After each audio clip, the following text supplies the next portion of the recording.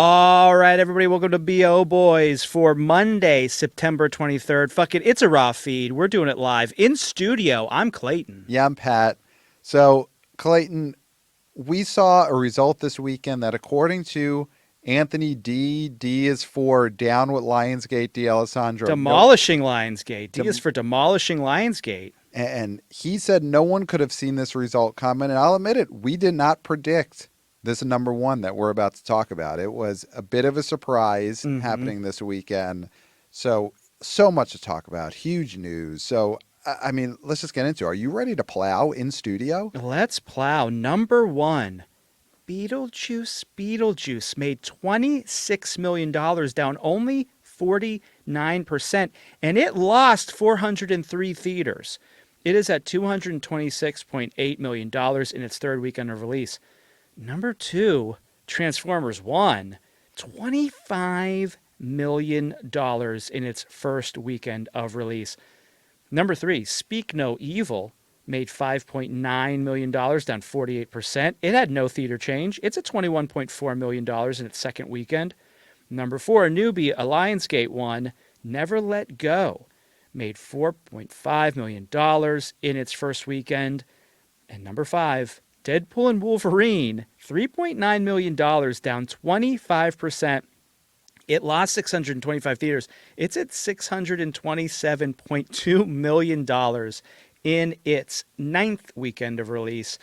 And let's just go to six because we had a newbie from Mubi, The Substance, $3.1 million in only 1,949 theaters. It made 3.1 in its first weekend. And then number eight, Reagan, 1.6, down 43%. It lost 920 theaters. It's at $26.5 million in its fourth weekend. And that is your top eight-ish. So I think the person we're going to get to number one and that whole fiasco there. Yeah. But I mean, let's talk about Dennis Quaid, the man with two movies in the top 10.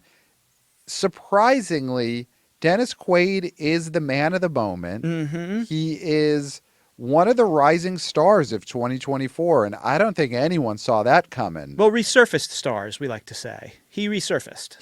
He bubbled to the top. Yes. And he gurgled up. He gurgled up from the depths. Listen, he's gurgled up to have two spots in the top 10 this weekend. Who else can say that? I mean, that's some good gurgling that Dennis Quaid is doing. And he's got some loose Oscar buzz, I'll call it right now. I wouldn't say it's solid. I'd say it's loose, but it's there. It's like the Andrew Dice Clay buzz for Blue Jasmine. Let's just be honest. Yes, it's the Tony Danza buzz from Don John, which I think emanated from us specifically. The fact that those two performances were the same year, and we were thinking there's a chance we'd get a Tony Danza versus Andrew Dice Clay Best Supporting Actor race. And obviously, you know, sick of multiverses, but if we're in a multiverse, there is a universe where that happened. Yeah. Where Tony Danza and Andrew Dice Clay went head to head at the Oscars. But that's not the world we lived in. And I don't think we're living in the world where Dennis Quaid is going to get an Oscar nom for Reagan or an Oscar nom for The Substance. Yeah. But it's out there. It is. When people are putting together their bubbles and their secondary bubbles and their third bubbles, he's in one of those. Dennis Quaid's in one of those Oscar bubbles. In the ether. It's in the ether. He's gurgling around. He'll be. Here's what I think about this gentleman.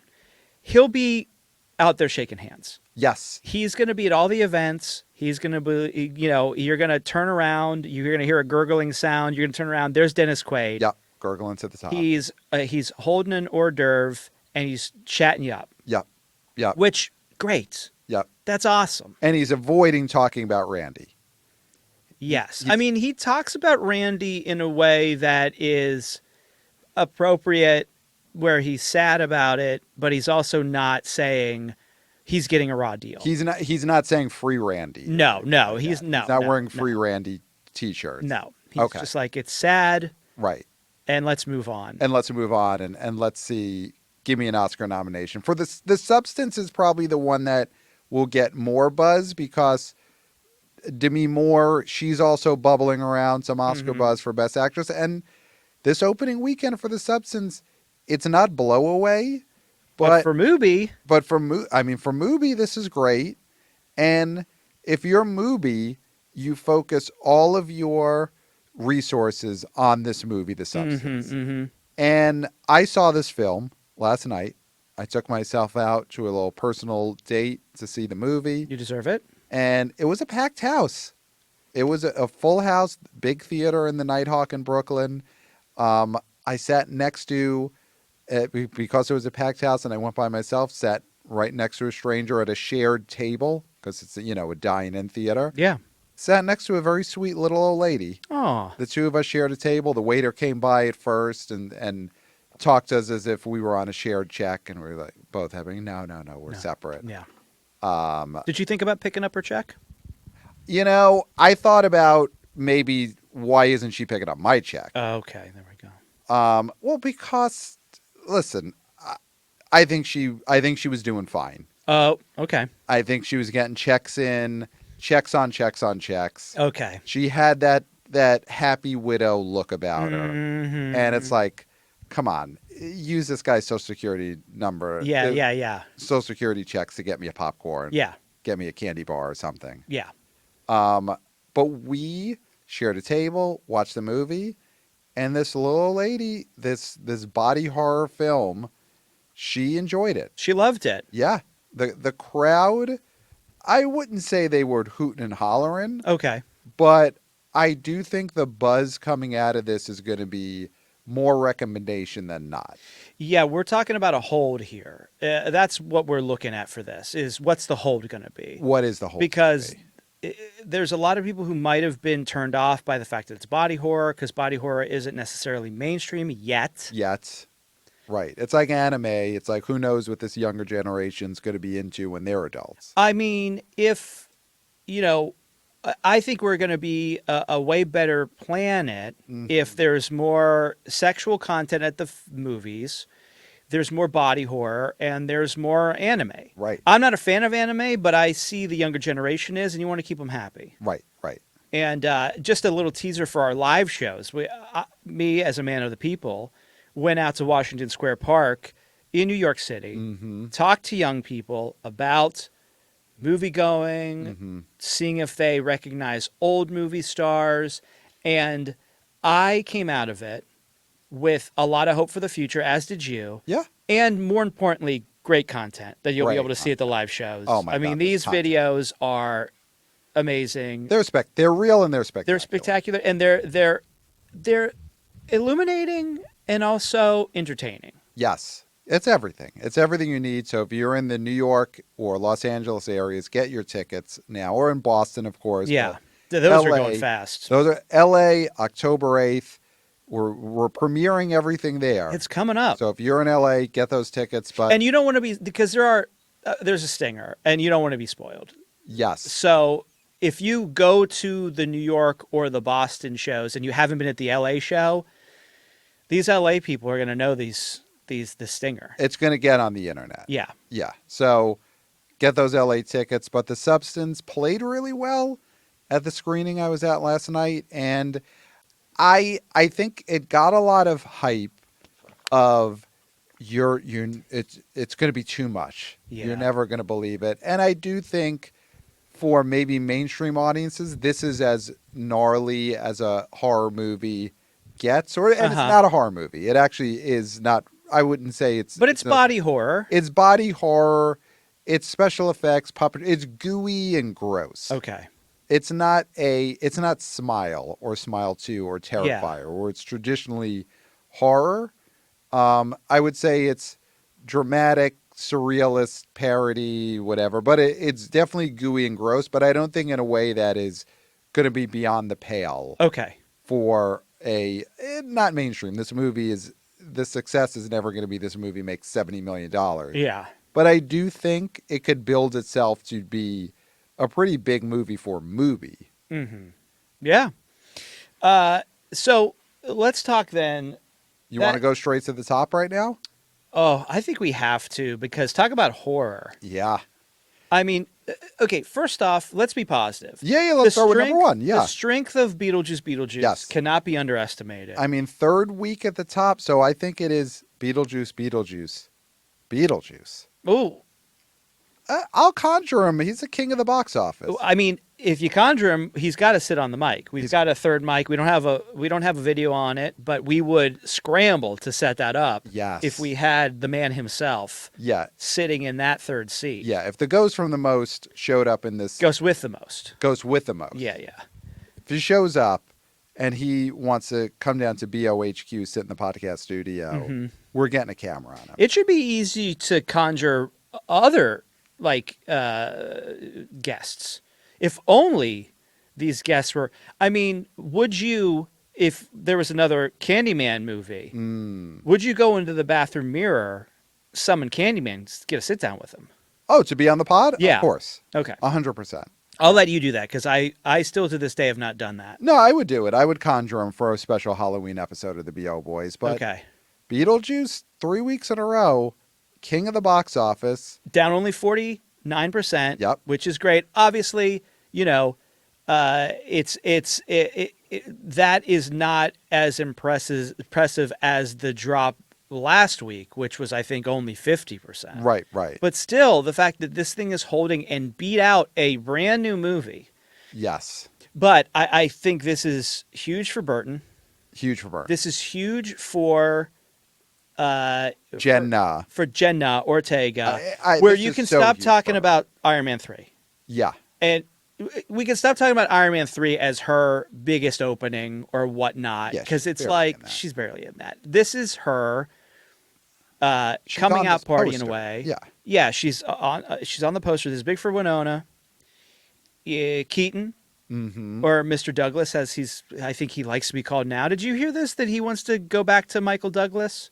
This is not the time to do it. He shouldn't do it. But I mean, listen, he's a legend. He could do whatever he wants. But if you were ever going to switch off of the name Michael Keaton, you don't do it now. No. When Michael Keaton is hotter than ever. no. And Michael Douglas is probably,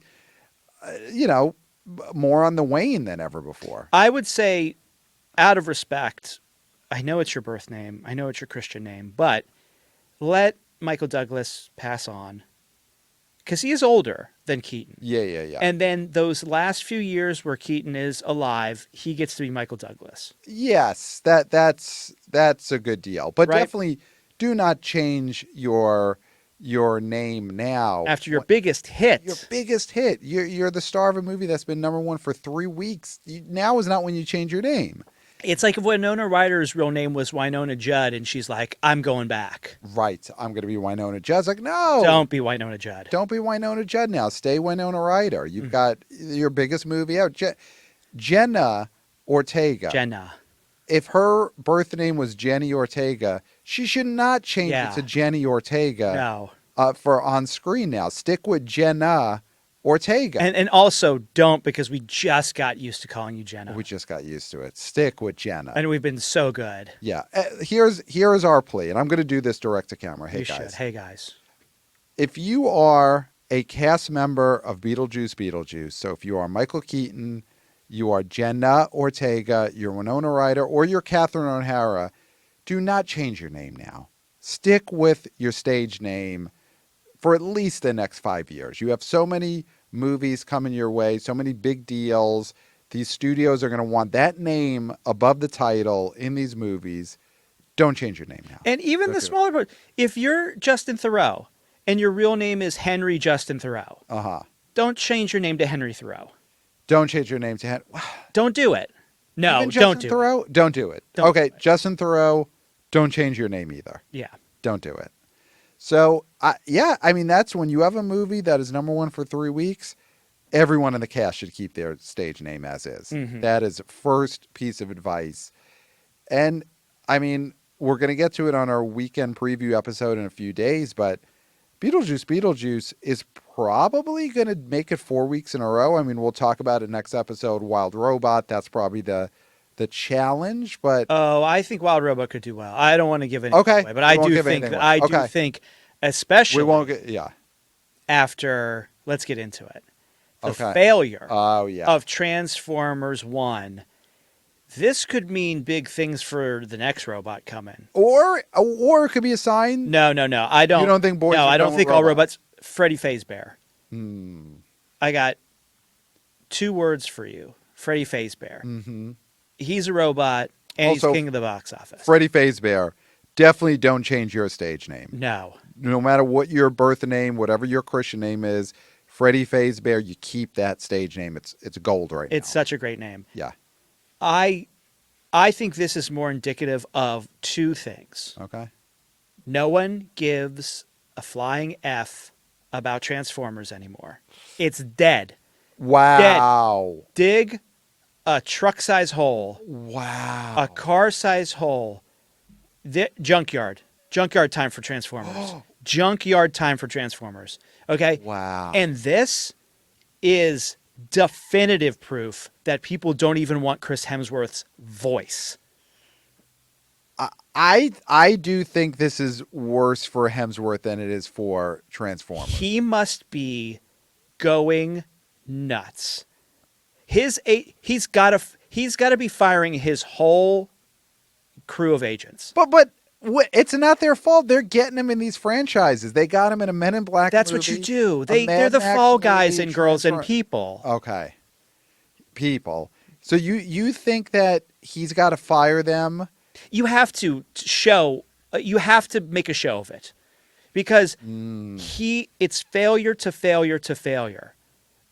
I mean, this guy. I mean, again, if I was his people, and we said this on the last episode and before, we talked about this with Jeff Bock.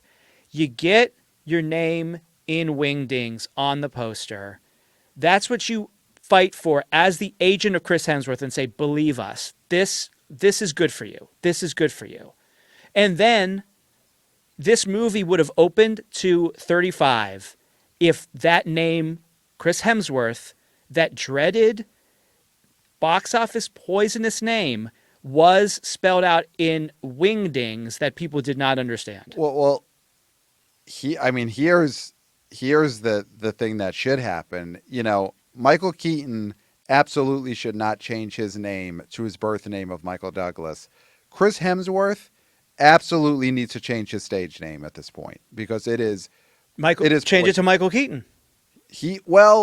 I don't think Michael Keaton's attorneys would allow that, but what if Chris Hemsworth changed his name to Chris Douglas to honor Michael Keaton's birth name? And What about Chris Pratt? Chris Pratt? Just a little confusion in the marketplace. Because Yeah. if you were like, oh, Chris Pratt did a voice for Transformers. Chris Pratt? People would go, Chris Pratt. Yeah, Chris Pratt. That could be a way to go. And you say it fast. Yeah, or Chris Prine, No. It's got to be. It's got to be Chris Pratt. Yeah, it's got to be Chris Pratt. Yeah, that is maybe the way to go, is change his name to Chris Pratt. Now he's got to get rid of Hemsworth, because it's tainted in so many ways from what he's done in his movies. His brothers haven't really given the name any glow. It's not like Liam Hemsworth has made the Hemsworth name worth anything. Now is the time. This is the week. This is the week for it. For Chris Hemsworth to officially change his stage name. Yeah. And whether it's Chris Douglas to honor Michael Keaton's birth name, whether it's Chris Pratt to cause confusion. Chris Pratt? Exactly. Yeah. Exactly. You seem to recoil when I said dig a hole for Transformers. No, I get it. After Bumblebee? Yeah. After Rise of the Beasts? After this film, you're sitting here and saying that Transformers is in any way a box office franchise still. I think, and I know it's not the sexy thing to say right now, because, hey, we're the modern day shock jocks and we're here to give you headlines, but I do think we've got to wait for that second weekend before we could dig the holes. We could drive out to the desert and dig the robot-sized holes, the truck-sized holes. Because you can always find a use for a hole. Yes. Like, we're not going to just dig it for no reason. I mean, that's the reason ostensibly now, is that this is where the Transformers franchise is going to go. Yeah. But there's always going to be something that, if there is a small drop and the word of mouth is good and this ends up being a hit, like, the last, God, why can't I think of it? Sing movie, the Puss in Boots: Plus, Last there's the Wish, of last, course. Puss yeah. in Boots 2: Last Wish. I mean, it's possible that happens. It's possible But that you'll find something to stick in that hole. yeah, or you just leave a hole. I mean, honestly, that's the other thing with holes is Because, you could just, especially we're going out to the desert, yeah. so there's plenty of holes out there. Oh, and there's plenty of people who would be like, oh, someone already dig these holes. Don't mind if I do. Exactly. So I think you dig the hole for Transformers in the desert because you gotta have the hole ready before you lead them there. Mm-hmm. That's Mafia 101 is you dig the hole first and then you figure out what to do with it later. Making them dig never works because you give them a shovel. No, you got to dig it yourself. Yeah. So I think you dig the hole, but I do think because this movie is well reviewed, it seems like the people saw it like it.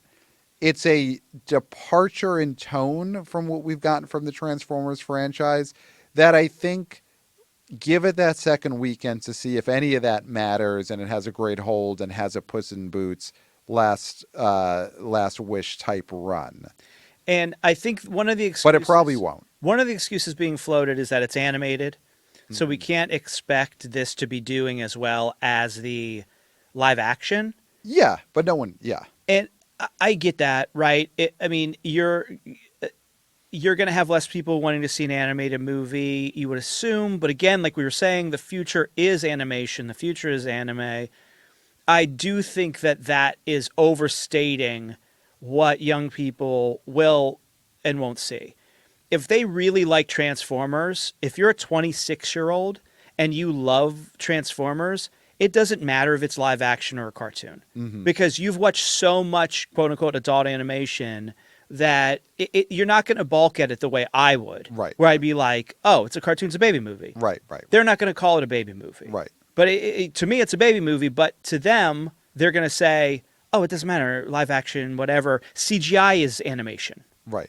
Well, and I think the problem for this movie, because it made 25 million. That is on the reason we're digging this hole is because that is on the low end of the range that was predicted. We both thought it was going to go over, that the good word of mouth, that there was just kids want to see a movie right now, and there hasn't been anything other than Beetlejuice Yeah. for them since the summer.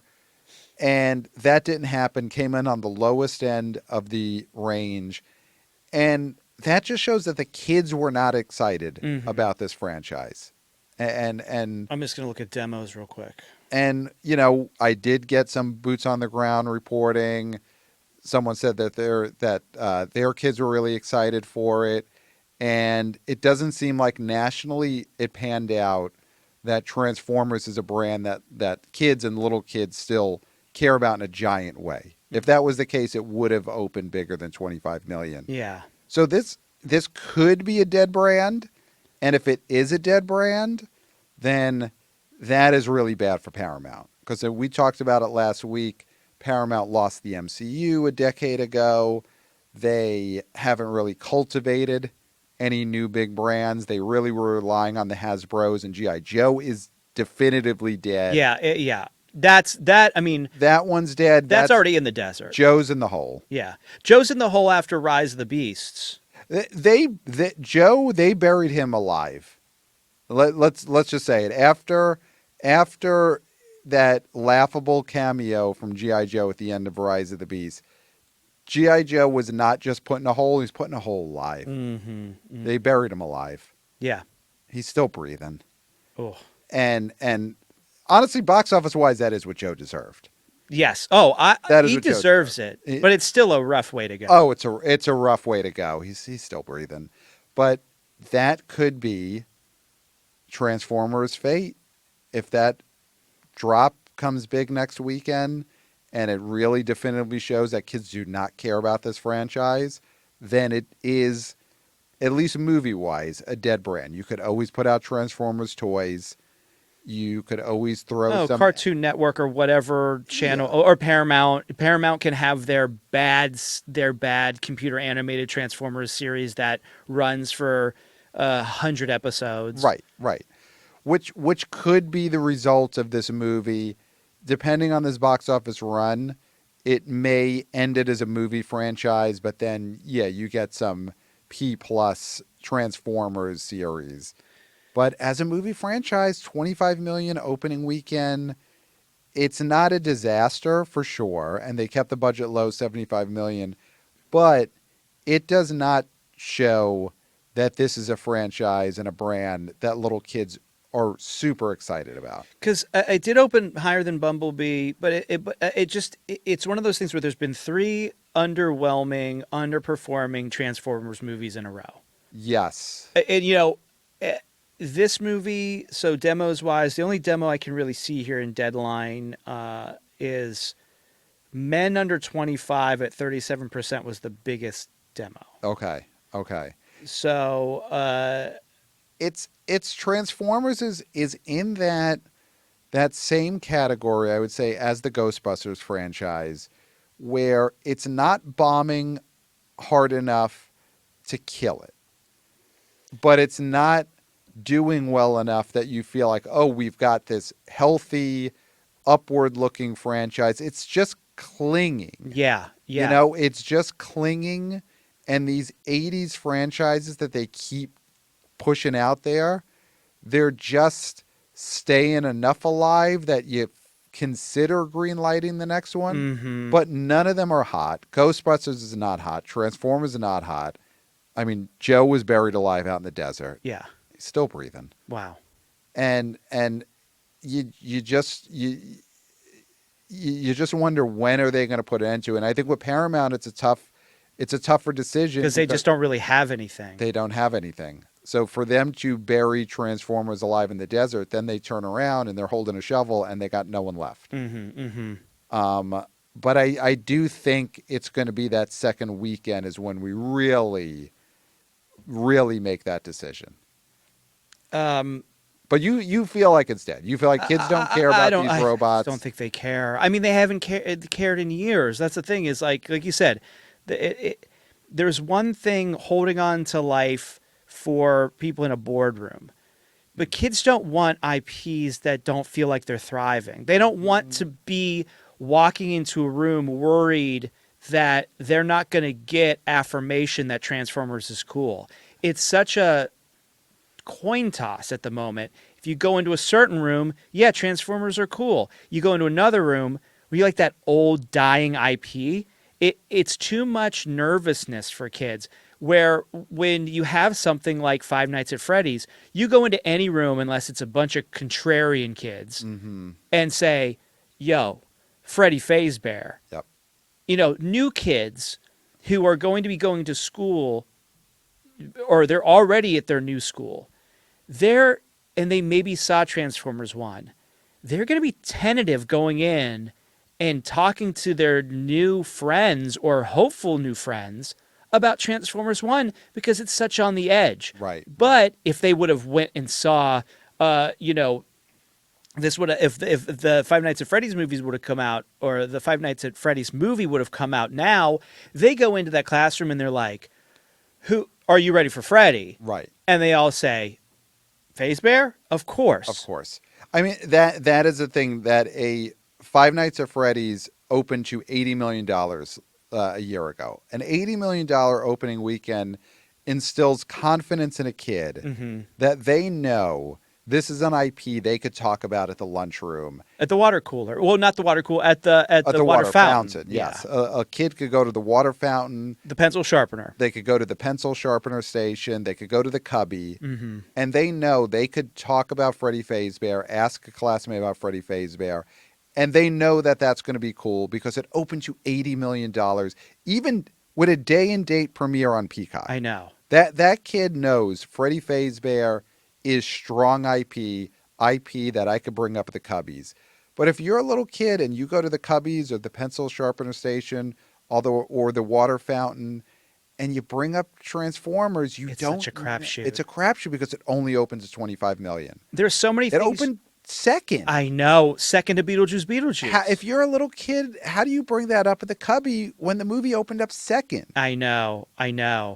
You don't know. You And that's don't why know. I tell kids, hi guys, always check the Monday, the Monday Actuals. actuals Mm-hmm. before you go to school. Mm, That way, because there's kids who are already in bed, might not know of this Beetlejuice upset. yeah. They go in being like, as a defense of Transformers, that it's number one, and it's not. And then they look even more foolish because Yeah. then this kid's pulling up Deadline and Yeah. being like, that's not what Anthony D for Demolishing Lionsgate said in his write up, which is a must read every weekend. Yeah. Even though we are in kindergarten and we can't read, Mm-hmm. we must read Anthony D is for Demolishing Lionsgate D'Alessandro's Sunday Right Through. Yeah.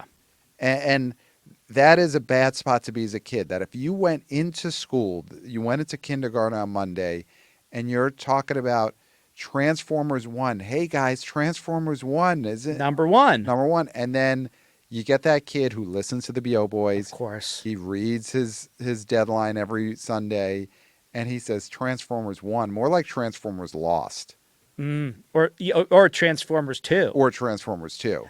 And that's the So thing, many is there's ways. so many ways. And for a kid, that is a nightmare when there are just so many, when all the other kids are making their cracks. Yeah. Transformers 2, more like Transformers Lost. Mm-hmm. And you're sitting there and you got the Transformers 1 lunchbox. Yeah. Your mom just got it for you, the tin lunchbox.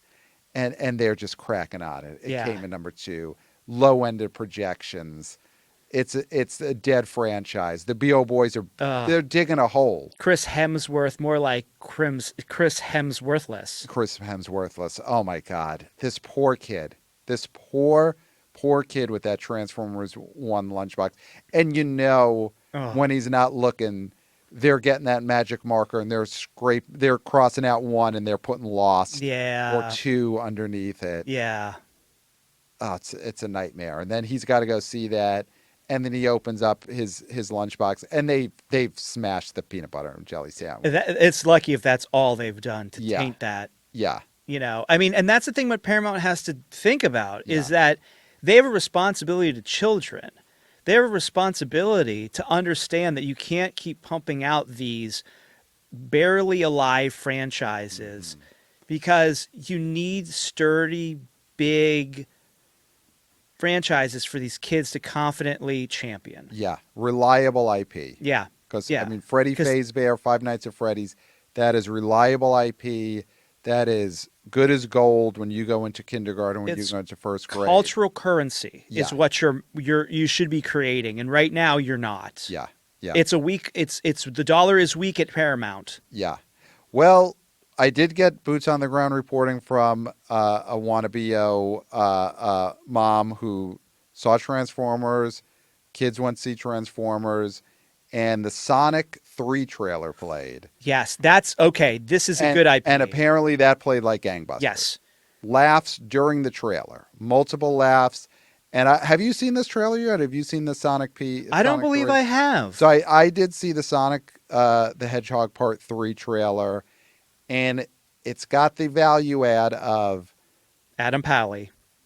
not the value add of Adam Pally. Okay. I would say he is definitively, whether in movies or sitcoms, not a value add. Okay. But it had the value add of Jim Carrey as Robotnik, which he was in the first 2 movies, but now he's teaming up with Sonic. Now he's doing the thing of the villain they brought in a villain who's so powerful. We need to go to our old villain to team up with them. This is great. So that is what 3 is going to revolve around. See, I'm excited. Yeah. If I was a kid, I would go in, and if I saw Transformers 1, read the headlines, listen to us, know the facts, I bypassed that I saw Transformers 1 because it doesn't matter what I saw. Right. What I loved was the Sonic 3 trailer. Yes. Because that's one of those things that you could go to those same kids and talk about this trailer and they'd be into it. And you wouldn't have to be honest and say you saw Transformers 1 and maybe liked it. Right. All you say is when the bully in kindergarten looks at you and he goes, So would you see this weekend? Mm-hmm. And you don't say I saw Transformers 1. You say I saw the trailer for Sonic 3. Yep. And you're like, read between the lines. Yep, yep. And I mean, for the YouTube That's audience, for the YouTube audience. Read between the yeah, lines. Clayton's putting up Kids, you three need to do fingers. that at school. Yep. And then you say I saw the trailer for Sonic 3. And then you look at all your classmates, and you look at that bully, and you're like, get him. Get them. Get him. Oh, and they all fall swarm. into line. They all fall swarm into this line. guy. Yeah. Yeah. And maybe you're digging a hole, maybe you're not. You're digging a hole in the dirt just to throw dirt on him. You're not. Mm-hmm. You're Oh not yeah, throwing no, anything. this isn't. Yeah, no. Yeah, yeah. Yeah. But that's what the kids have to focus on who saw Transformers 1. Focus on that Sonic 3 trailer. Apparently played like gangbusters. I've seen it. I love that twist. I love when you get a villain who's got to team up with the heroes. And people want to like Jim Carrey. Mm-hmm. So I think that's going to be a huge, huge movie in December. So Paramount has that to look forward to. That really is becoming their crown jewel is Yeah. Sonic. I mean, they've got Quiet Place. They have, but in terms of current ongoing franchises, that is a big one for them. Oh yeah. I mean, we saw the first two movies, really liked them. Yep. There's no reason why we won't enjoy the third one. Yeah, yeah. So there's the bright spot. I mean, Yeah. just we'll give it one more weekend, but if Transformers 1 does in the second weekend what it probably will do, just you have Sonic, just give him the shovel, let him dig the hole. Let Sonic get the honor of throwing Optimus Prime in that hole in the desert. And he dig the hole so fast. He did the hole so fast. Yeah. So, what would be the drop that would give you confidence in Transformers 1? That would give me that there's still a heartbeat. I've got to see, and this is asking a lot for a movie that opened at number 2, but I do think it's got to be 50% or less. I think next weekend. If it drops 50%, that's terrible. Oh, you think it's got to do? Oh, it's got to better do than that. 30s. It's got to Wow, do 30s. that's asking a lot. It's got to do that then. So it made $25 million this weekend. You think it's got to make like 17 or 18? Yeah, million it's in the got to second hold. weekend? I mean, this thing has to hold. These Last Wish stuff, Anyone But You. Yeah. These movies that either did very minuscule drops or sometimes went up. That's what this movie has to do. That's what it has to do. Because if this thing drops 49%, it's still terrible. Yeah. I mean, we'll see then. So then you think it's got to do like a 17 or 18 million dollar second week? I think so. Yeah. Wow. For the kids to confidently be able to go to school and be like, guess what's got a heartbeat? Yeah.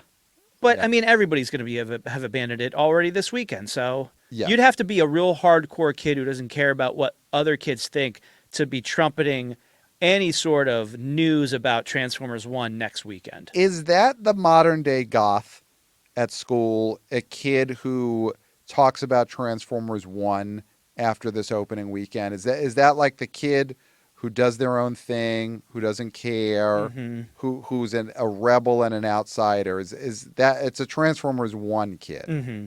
Yeah. So, I mean, we'll see. We'll get to it on the weekend preview next episode because it's got a robot that it's going up again. So it's going to be very interesting to see what Transformers 1 does in its second weekend.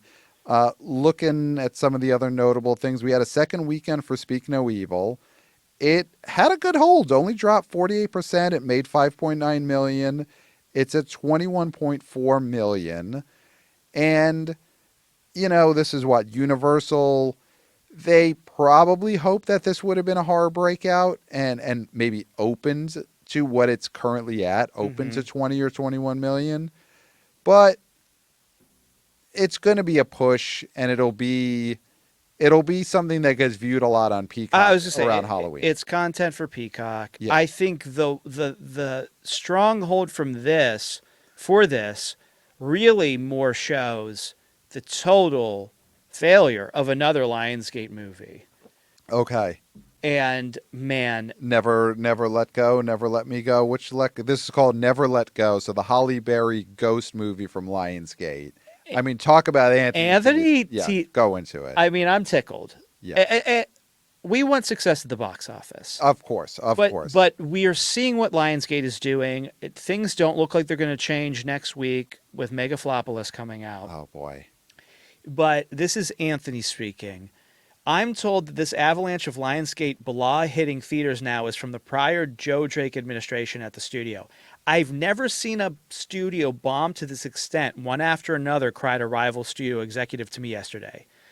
So he's talking about Columbia Pictures back in the late 80s as the last time something like tanked, like they tanked movie after movie. From the same studio. In the same studio. And they mentioned Griffin Dunn's Talking Penis movie, Me and Him, which I feel like we have to see. We have to see. The great Griffin Dunn. Cyndi Lauper, Jeff Goldblum movie Vibes, which I have seen. The New Adventures of Pippi Longstocking.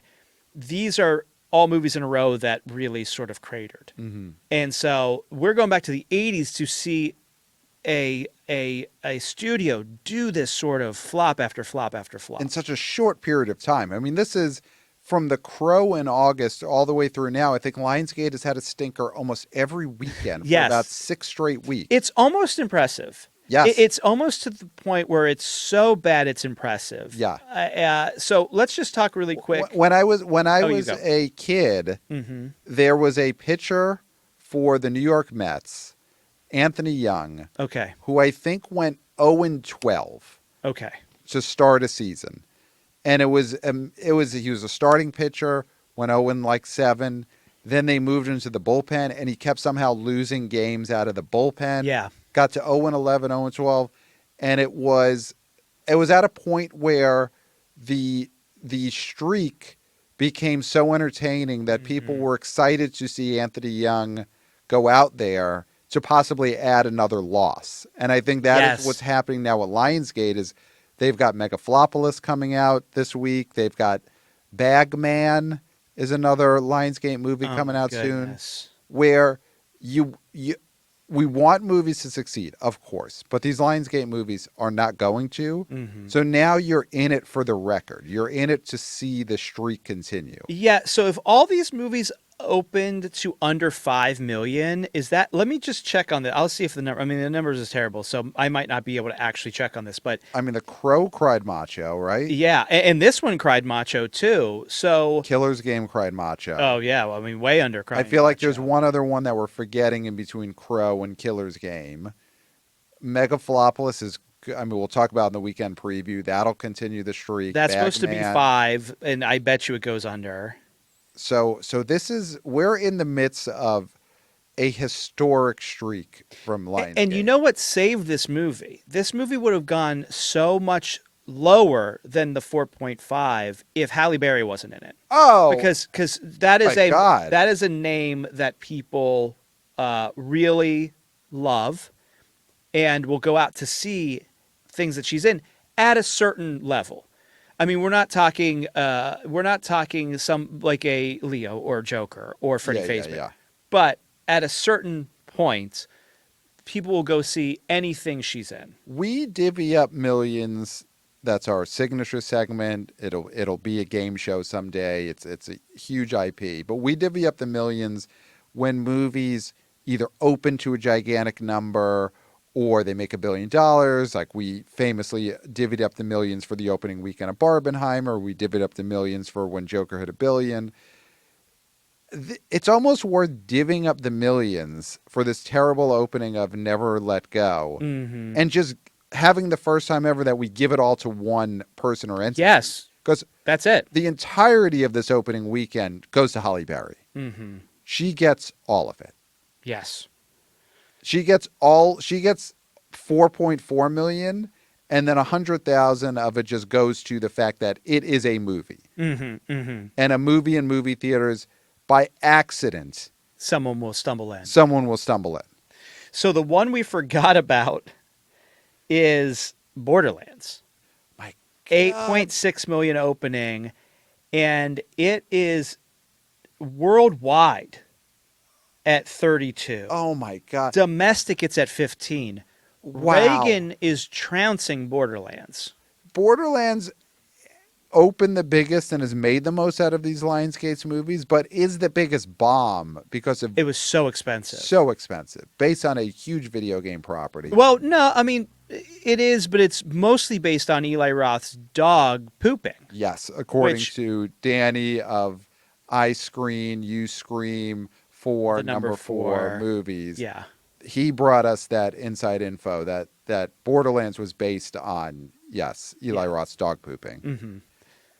So, yeah. that's so much to take in, Mhm. even though, we've talked about it on the show before. When you get reminded of it, it just jars you. Yeah. But what a historic streak for Lionsgate. And they did have Strangers Chapter 1, which did a nifty little bit of business. Okay, that was Lionsgate back in May? Yeah, I Okay. believe. So that's what it's saying here. Okay. Strangers Chapter 1 Okay. is made 35 domestic. And yeah, I mean, Will this streak continue all the way into the release of Strangers Chapter 2? I mean, if you're who's the director of that? It's somebody coming back. It is the is it Renee Harlan? Rennie Harlan. Rennie yeah. Harlan? If you're Rennie Harlan, you're upset Yeah. because this felt like a franchise that had new momentum, and now you're just seeing what the next chapter is going to be up against, in the sense of it is going to be during a string of such bombs that people can't help but assume it's going to bomb too. Because it's Lionsgate. I mean, we talked about how Michael Keaton should not change his stage name. We talked about how Chris Hemsworth absolutely needs to change his stage name. Does Lionsgate Change its name. need to change its name right now? What about Lionsgate and Liam and Chris Hemsworth Switching names. switching some stuff like Chris Gate and Lion Hemsworth? Just mixing up. I'll tell you right now. Okay. I'd see a movie starring a guy named Lyons Hemsworth. Yeah, Lions Hemsworth. Even if, like, The Hemsworth is the problem. it is. It's got to be Chris Gate is Chris not gonna- Lionsworth. Chris Lionsworth I would see a movie by Chris Lionsworth. Yeah. from Hemsgate Studios. It's worth the switch. It's worth they got to do something. You got to shake it up. I mean, not to go back to sports, but sometimes you got to shake things up. And you have the center, run point, and you bring someone off the bench to play center, and you bring a guy in off the stands to come in off the bench or something. Vince Papale. Yeah, you got to do something. You got to do something. So Lionsgate and Chris Hemsworth, trade letters, change the names, do something to shake things up. I love it. Frankly, I love it. And I'm upset that we came up with it, because when it happens, we'll know the ruse and then be able to avoid it. Yeah. But they got to do something, and this streak is going to continue, and we'll be covering it. Hey, listen, we're going to be making a meal of it. Oh, a streak is great for us. It's great for us, and we want only success at the box office. We do not root for failures. We're not one of those shows that, hey, this week's bad movie that we're going to roast is Howard the Duck. We're not that show. We want success for theatrical, but we calls them like we sees them. And this Lionsgate streak is what it is, and we're going to be making hay of it. Pat, Killer's Game, number 13. Jeez. $1 million, down 63%. It has no theater change, and it is at 2,623 theaters. Oh, my God. This thing is at $4.8 million in its second weekend. It got beat by It Ends With Us, The Forge, Alien Romulus, My God. Reagan. My God. That Lionsgate is hanging these theaters out to dry, because Killer's Game is in over 2,000 theaters. Lionsgate is doing no promotion for it. They're not doing anything to get audiences excited to go buy tickets to this. So these theaters are showing this Lionsgate movie in all these screening rooms, and they're selling no popcorn for it. no Juji fruits, Yep. no sodies, no snow caps. And that is on Lionsgate. Oh, yeah. Lionsgate has got to put out products and get advertising to put people in those theaters, or else, we talked about last week, these theaters are going to stop picking up the phone from Lionsgate. Yeah. I mean, there's a possibility that they could have a great movie on their docket, and they say, no, we just don't want it. No. And Renee Harlan, director of these Strangers movies, that may happen by the time Strangers 2 comes out. I think it's going to take somebody like him speaking out about it. Yeah. As a creative to say, listen, this is effed. Yeah. You're effing me. You're effing me. You're Stop effing me, Lionsgate. Yeah. Yeah. And do it in a way that you actually do it, not the way certain people did it with Amazon. With a little movie called Roadhouse. Oh, you're saying Jakey G. He tried to strong arm Amazon. No, it wasn't Jakey G. It was the director. Oh, Doug Lyman.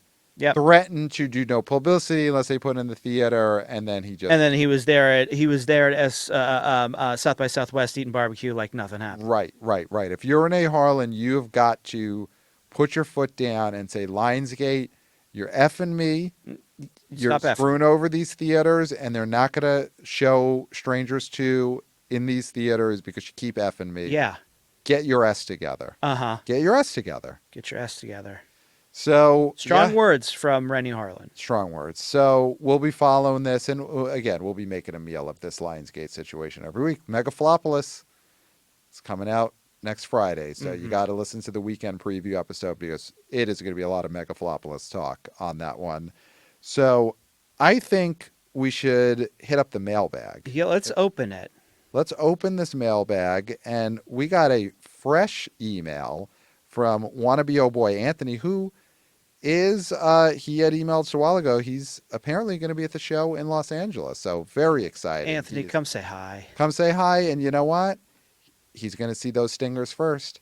He ain't going to be spoiled by the internet because he'll be at the LA show on October 8th. But Anthony writes, he's got a Wolves boots on the ground report. We didn't even talk about Wolves. So this is our time to talk about Wolves, which was going to open this past weekend, but it didn't.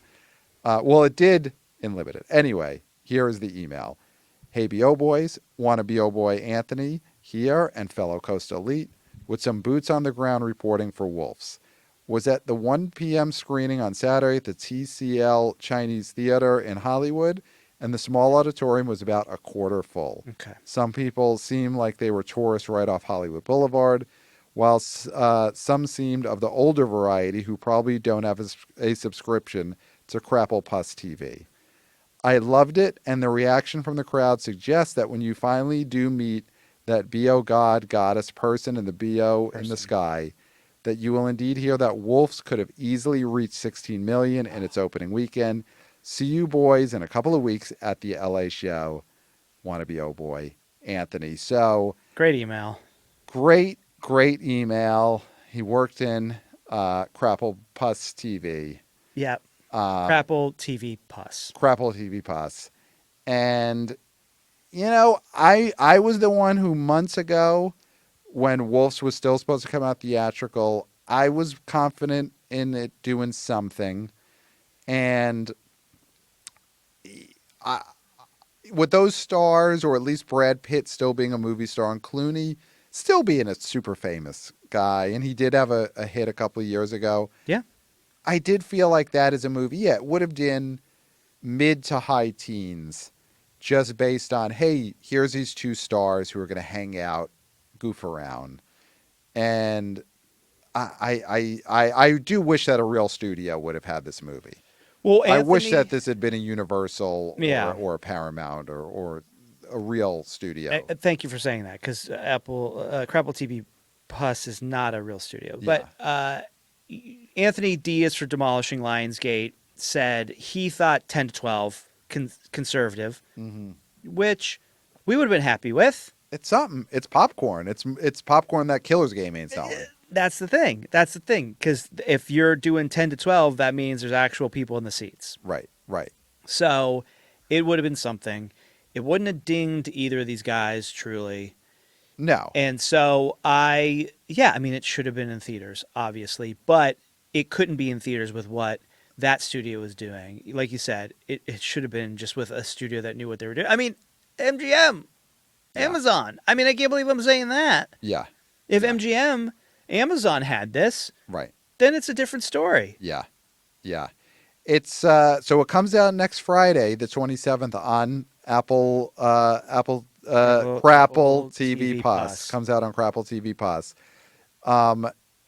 You're definitely not watching this. I don't You will have never Crapple see TV this. Plus. I haven't bought a new iPhone in a while. So you'll never see this. I think I am. Listen, and I'm in a different situation. I'm married.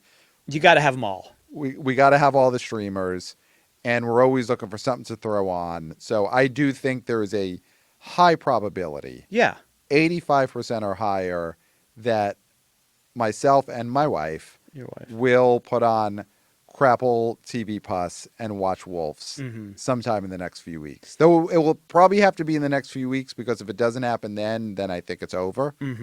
But I do think we will end up watching Wolves. See, that's the thing, is for most single people, the time that is spent for coupled people watching TV shows on streamers, they're spending it on the apps. Right. So once you're off the apps, you have plenty of time for other apps. Right. They're the streaming apps. So you go from going through Swiping. Swiping. You're on the swiping apps. I'm on the viewing app. on the swiping, and you're going through the swiping looking for something, and then you do the same thing with the one that you found Right. with the streaming apps, going through Netflix, seeing if there's anything, going through Yeah. Crapple TV Plus, Paramount Plus, Yeah. all these to try and find something. So it never ends. You're always trying to find something On an app. on an app. Yeah. That yeah. is life Yeah. in 2024. Yeah.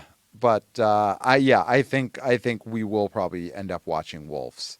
And I would have liked to have seen it at theater. I mean, great for Anthony that what a patron of theatrical, that he couldn't wait the week. He went out to a theater and he watched Wolves on probably not a huge screen, but a moderately sized big screen. So great to see that. Support these theaters, because the Lionsgate ain't helping. So No.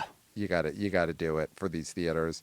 So any other big news that you feel we have to go over? I don't think so. Is there any other emails you wanted to mention? Let me see. I think we got through them. We'll get through some more emails on the weekend preview episode. How's that? I love it. We'll put that as a promise, a little tease. Send us your emails at theboboyspodcast@gmail.com. We love getting your boots on the ground reporting, your predictions, your theories. Send us those emails, and we will be getting to a big mailbag segment on the weekend preview episode in a couple of days. The boboyspodcast@gmail.com. Of course, the live tour links are in the show notes there. So get your tickets if you haven't already. LA on October 8th, New York on October 22nd, Boston on November 16th. Of course, 5 stars on Apple Podcasts. We are YouTubers. Hey, guys. Hey, guys. So if you're only listening to the podcast feed, you're only getting half the story, maybe even 40% of the story. They don't know what read between the lines means. They don't. Yeah, you gotta watch us on YouTube to get. I mean, give it to them again. This isn't for the audience, though. This is for the kids to do at school on Monday. Yes. So you get the read between the lines. Do this to your teacher. Do that. Read between the Read lines. between to the your lines, teacher. teach. Yep. So you gotta watch us on YouTube to get all of that, and subscribe and tell your friends about the BO Boys YouTube channel. Social media, of course, at the BO Boys Pod on TikTok and on Twitter X. And I think this is going to be the week. I was going to say, what's Instagram. the ETA on This the is IG? the week. This is the week. Here's what I'll say.